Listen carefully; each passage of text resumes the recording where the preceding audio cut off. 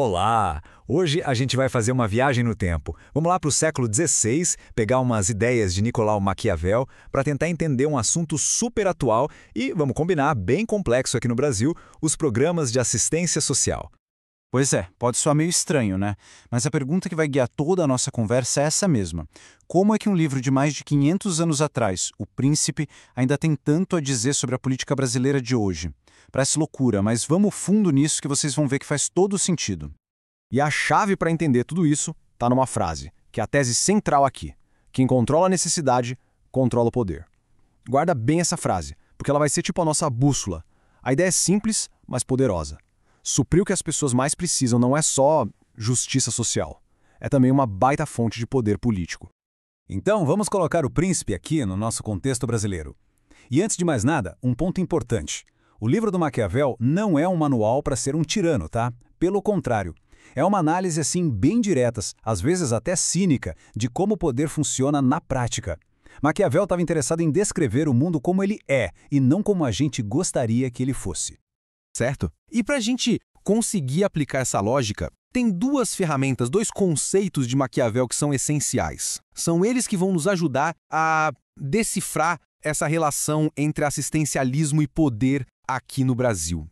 Olha só, de um lado a gente tem o que ele chamava de fortuna. Pensa na fortuna como as cartas que o jogo te dá, as circunstâncias, a sorte, o cenário. No nosso caso aqui, a pobreza que existe no Brasil, por exemplo, é uma fortuna. É uma condição que está aí. E do outro lado tem a virtude, que não é virtude no sentido moral, não. É a habilidade, a astúcia do governante para jogar com as cartas que recebeu, para dominar as circunstâncias. O X da questão é justamente esse, como a virtude do político lida com a fortuna da sociedade. E tem mais uma ideia fundamental, que é o princípio da aparência. Para Maquiavel, na política, a percepção pública é quase tudo. O que as pessoas acham que é, muitas vezes vale mais do que a realidade. Como ele mesmo disse, os homens em geral julgam mais pelos olhos. Ou seja, o que se vê é o que conta. Lembrem-se bem disso porque vai ser crucial. Ok, agora que a gente tem essas ferramentas, fortuna, virtude e o princípio da aparência, vamos ver como isso se aplica na prática no controle da necessidade. Sob esse olhar de Maquiavel, a pobreza, essa necessidade básica de tanta gente, é a grande fortuna que os governantes precisam administrar com a sua virtude. É aqui que a coisa fica séria, porque a necessidade básica das pessoas, quando o governante vai lá e supre essa necessidade, pode virar um capital político gigantesco. É claro que os programas sociais são fundamentais, são uma questão de justiça, ninguém discute isso. Mas, numa leitura maquiavélica, eles também podem ser usados para criar uma relação de dependência. E essa dependência vira poder. Mas como é que esse ciclo funciona na prática? Vamos lá, passo a passo. Primeiro, o governo vai e supre uma necessidade básica, comida, por exemplo. Segundo, a pessoa que recebe e que depende daquilo para viver acaba criando um vínculo de dependência mesmo. E terceiro, e esse é o pulo do gato, essa dependência vira apoio político, vira voto. Isso nos leva a uma das frases mais famosas do Maquiavel. É mais seguro ser temido do que amado. Por quê? Porque o amor, a gratidão, isso vai e volta. Mas o medo fica. Trazendo isso para a nossa discussão, o amor por um governante pode até existir, mas é frágil. Agora, o medo de perder o benefício que coloca comida na mesa, esse medo é um motor político muito, mas muito mais poderoso e constante. Lembra que a gente falou sobre a política da aparência? Pois é, vamos voltar para ela agora. Como é que a visibilidade dos programas sociais entra nessa jogada de poder? É só a gente pensar no que é visível, no que todo mundo vê. O cartãozinho do benefício, sabe? A mensagem que chega no celular avisando que o dinheiro caiu, o nome do programa, que está sempre ligado ao governante da vez, e, claro, o resultado mais imediato e visível de todos, o alívio da fome. São coisas concretas, que as pessoas julgam pelo que vem ali, na hora. E aí está o ponto central. O ato de dar, que é super visível e imediato, gera muito mais capital político do que o trabalho, bem mais difícil e menos fotografável, de emancipar as pessoas. Ou seja, de criar condições para que elas nem precisassem mais daquele auxílio.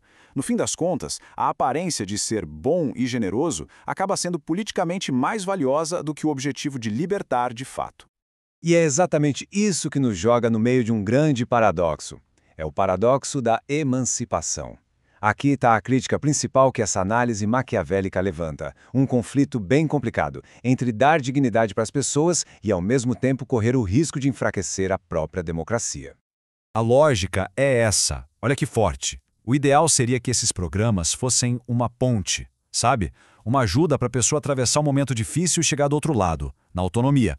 Só que a realidade, vista por essa lente maquiavélica, é que eles podem acabar virando uma âncora que prende a pessoa numa dependência política para poder sobreviver. Então, a crítica central é essa. Fica um paradoxo no ar. Os mesmos programas que são essenciais para a dignidade humana podem, se usados como ferramenta política, acabar enfraquecendo a liberdade democrática. A liberdade de escolha fica comprometida. Afinal, como escolher livremente quando a sua sobrevivência depende de uma decisão? Tá, mas então, como se quebra essa lógica maquiavélica? Existe uma saída? Bom, o caminho apontado passa por algumas mudanças fundamentais. Primeiro, despolitizar os programas. Fazer deles políticas de Estado, não de um governo específico. Segundo, e muito importante, tratar o auxílio como um direito do cidadão e nunca como um favor do governante. E, claro, integrar tudo isso com políticas sérias de educação e emprego. O foco tem que ser em acabar com a necessidade e não em gerenciá-la. E para fechar, fica essa pergunta no ar para a gente pensar. Assistencialismo é um direito do cidadão ou é um favor do governante?